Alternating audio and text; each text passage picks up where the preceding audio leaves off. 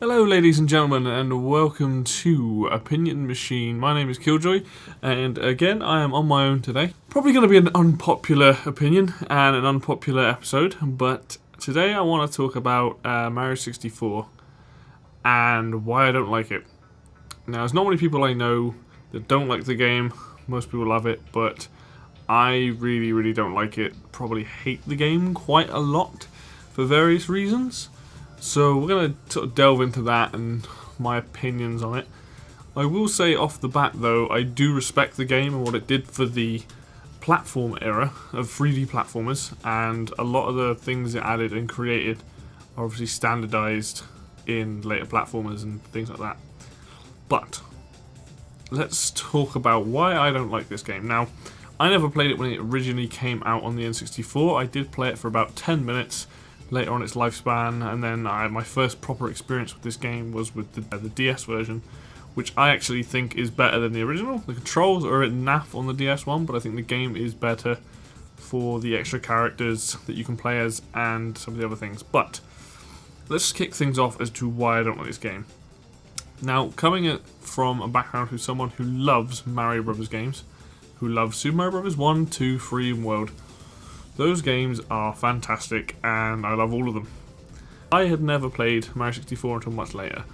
I was used to the Mario games having worlds, having levels in these worlds, starting a level, ending a level, and that was it. And the whole thing with Mario was you have 1 till 4 in the first game, or with 3 you'd have a bunch of levels, fortresses, you'd fight a boss at the end. And what made those games good was each level was like an obstacle in itself. Now, obviously, with Mario 64, they changed that up and made it almost like a playground, which you would revisit 6 or 7 times per, the stars that you needed. And that did not sit well with me at all when I discovered that.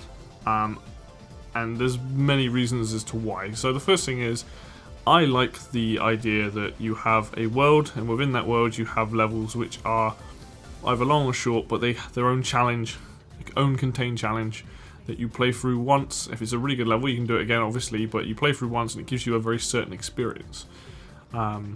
With the Mario 64 levels, you have to play, well, you don't have to, but most of the levels you play, you will replay over and over again if you want to get all the stars. That's not appealing to me. It means there's less levels in the game, there's a few secrets, obviously, and if you don't like a certain level or you get stuck on a certain level, then you're stuck trying to do that level if you want 100% the game. Yeah, I'm not down for that. And we'll start with level design then, as something that I don't like about the game. I like Tick-Tock Clock, which is one of the last levels you do. I think that's very well put together, and I like maybe Womp's Fortress. Pretty much every other level in the game sucks. They're not fun. I think the design is just not that interesting. The Bowser levels are alright. Actually, leading up to them are pretty fun. They're quite challenging. But Bob on Battlefield doesn't interest me. The fiery level is awful. Lethal Lava Land, I believe, is that one. Shifting Sand Land, I hate. The swimming levels are okay. The snow ones are alright, but there's nothing in the game that really stands out to me that is actually a good level. Maybe Tiny Big Island's got some cool mechanics, but is that one we have to... Is it Tool Mountain? I'm not sure if that's the name of it. That level is awful. I hate that level. I never want to play it again. Just, it doesn't have the same thing. Like, I don't want to play these levels over and over again. I want to play a world that has a theme, and then within that world I have levels that are their own obstacles. Super Mario Bros. 3, Super Mario World did this perfectly. I mean, those games have levels that aren't great, but there has more good levels and more memorable levels to me. Whereas, I don't know, some of the generic levels in Super Mario 64 I just don't remember half of it. I remember what the levels are roughly, but I don't really remember what you have to do in most of them because nothing stands out to me like that. And going on from that, let's talk about the music, because this is a sticking point for me. The music in Super Mario 64 sucks. Like, real bad.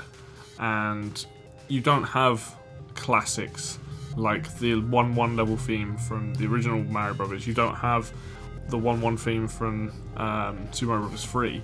Even Super Mario Bros. 2 has a better starting music than this. Bob on Battlefield is boring.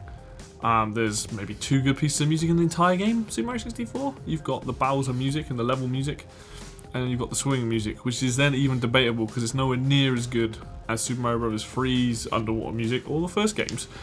Even World's got better music for underwater. I wouldn't say it was that memorable.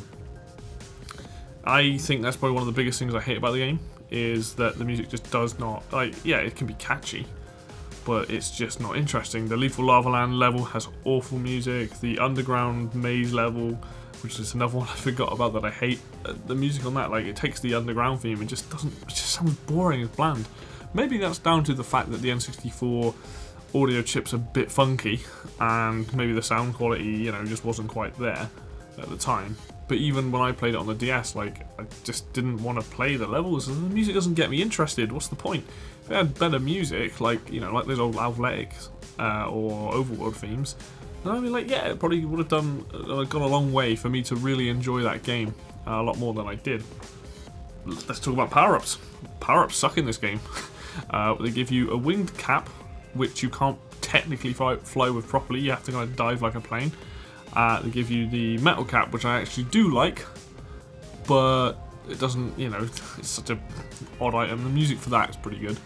And then you've got the invisible one as well. It's just like, why is there such a lack of items? Where's all the fun stuff? Super Mario Bros. 3 had loads of items, and the world didn't have that many, but they were more interesting. Like, where's the Fire Flower? Where's the Starman? Where's, you know, all these things that are obviously missing from this game, in my opinion. They ruined the Starman theme. Well, I say ruined. It was actually technically changed in Yoshi's Island, but at least in that game it sounded good. In this, it's just this horrible Starman music, this horrible melody over the top of it, which isn't interesting. That's why I think the metal cap music is better. I think it's a huge missed opportunity there that they rectified in later games. I think in the Galaxy games they made the power-ups interesting and fun, and they brought back the Fire Flower, and they also had the Ice Flower, as well as other things on top, which I think was much better designed. So yeah, I mean, the power-ups themselves are pretty much non-existent. You do use them a few times in the game, but they're just not fun. Like, I get that going from 2D to 3D is obviously a big leap and it's their first attempt at it, but I'm just surprised that there is no Fire Flower. Which brings me on to the life bar. Why is there now suddenly a life bar in a Mario game? The previous idea that you get hit, you know, big Mario, small Mario, you die, worked absolutely fine. So why did they suddenly change it so that coins give you power up or power life back? You take damage, you can take multiple hits. Like, maybe in development they decided that was a much fairer idea in a game that's not on a 2D plane. Most of the 3D games have it, of those sort of exploration type games. Super Mario 3D World doesn't. I went back to the traditional getting hit a few times, believe, but being hit and having life bar is just odd to me, and I don't think it has a place in a Mario game. I think it would have made more sense to have big Mario, small Mario, whatever, but I suppose the fact that the power-ups in 64 are temporary, so. But yeah, I don't get it. I find that odd. I would rather it was like the original system, not I can go in the water and heal up from being on top of the water after being underwater. You know, it's odd. And that leads to the thing of being able to drown. It's like, why can Mario suddenly drown in this game after he's been able to swim in the other games without drowning? Another design choice is just odd. I don't really understand some of the things they made. I guess with the Mario games, they do try to innovate a lot, but if they'd just taken elements from the 2D games and brought them into the 3D world, I think it would have been a better game. I do think part of this and my dislike for the game is probably because I didn't play it at the time. Maybe if I had an N64 and played it when it first came out, I may have enjoyed it more. But playing it recently just shows how much I dislike the game. Like, I don't like much about it. I mean, one of the biggest problems the game has, and this is technically not its fault really because of the time it came out, it's the camera. The camera in that game is atrocious, and if anybody says it isn't, they're lying to you. That game it just does not have a good camera in it. It doesn't turn a lot of the time when you want it to. Being able to go sort of first person, sort of just behind Mario's head is quite useful, but it's all over the place. I mean, like I said, it's a technology thing probably because Galaxy sorted that out, and Galaxy actually has probably one of the best cameras in any free Mario game. But 64's is horrible. The amount of times it's getting in the walls, and I just can't see where I'm going a lot of the time. Trying to find things is difficult. It's just something else you have to wrestle with the game. Same with the controls. The controls are odd. They're kind of tight, but they're also kind of a pain in the bum. Like, I find that with the controls in that game that you just don't quite, everything feels a bit stiff almost. Like, it's again something that got rectified in later games. And I find that sometimes I just don't feel like I've got quite the precision I have, especially trying to do certain jumps, certain flips. I just find it irritating. I actually like the N64 controller, but I just find the game doesn't quite live up to what I'd expect. Again, even Sunshine did a better job, I think, with controls than this did. Playing a game that was designed specifically for that and being able to say, this doesn't feel very good, it kind of says a lot, really. It's like, there's just little things. It's not like the controls are bad. They're just not as tight as I would like them to be. They don't feel it anyway on the controls. Also, why did Mario be able to punch and kick? Again, something else that made no sense to me. Later on it does, I suppose, because they made Smash Brothers and probably used a similar engine, if not the same engine, or used those moves in that game, but Mario doesn't need to punch and kick. He's not about that. He's about jumping on things and using power-ups, you know, and avoiding things if you can't take them out. It's just these decisions, all of this stuff that I've mentioned, adds up to me as to a game that's like, why would I play this game? It doesn't do anything that I want it to do. I don't get that much enjoyment out of it. Like, I think if the music was better and the levels were better designed, then I think I would probably bypass a lot of it. Like I said, I think a lot of it's down to the technology at the time, what they had. They did the best that they can. And I'm not knocking that the game didn't do a lot of things for the industry when it came to 3D platformers, because it did. And, you know, it just pushed forward and made it. But look at Mario Sunshine, a game that I don't enjoy too much either, but I prefer it to Mario 64. That was a good game, really. You know, it had some cool things, had some improvements on it.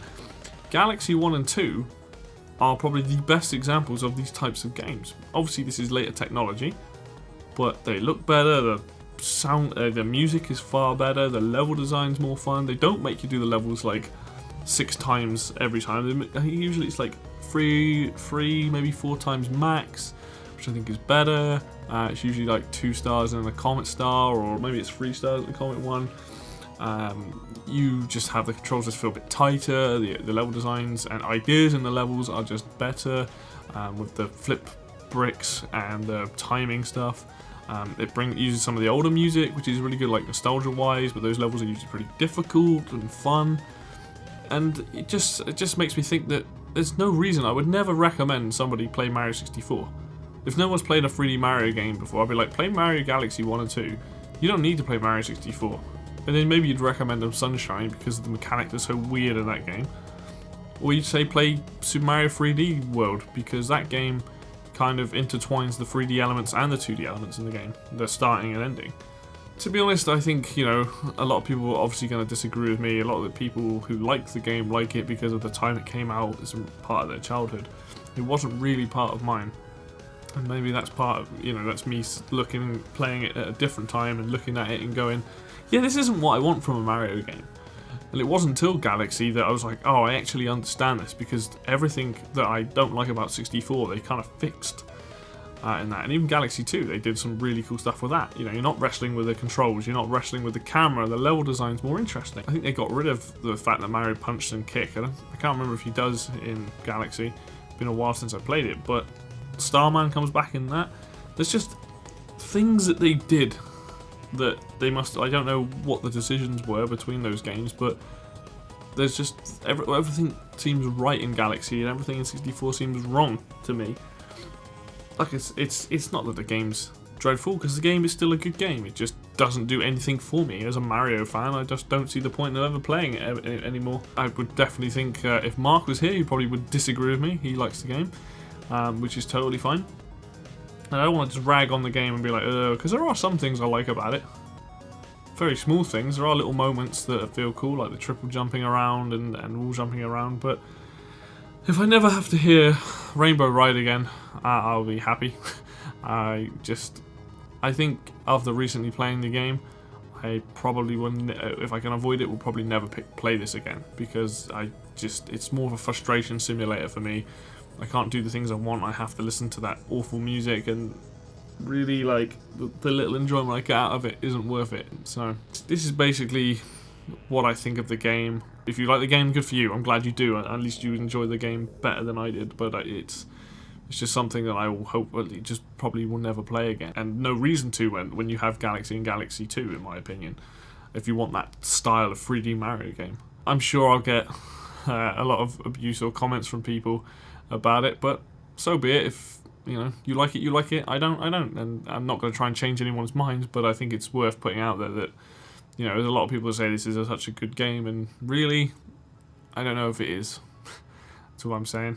So thank you very much for listening. It was quite a short episode today. So it's bye from me, and I will see you next time.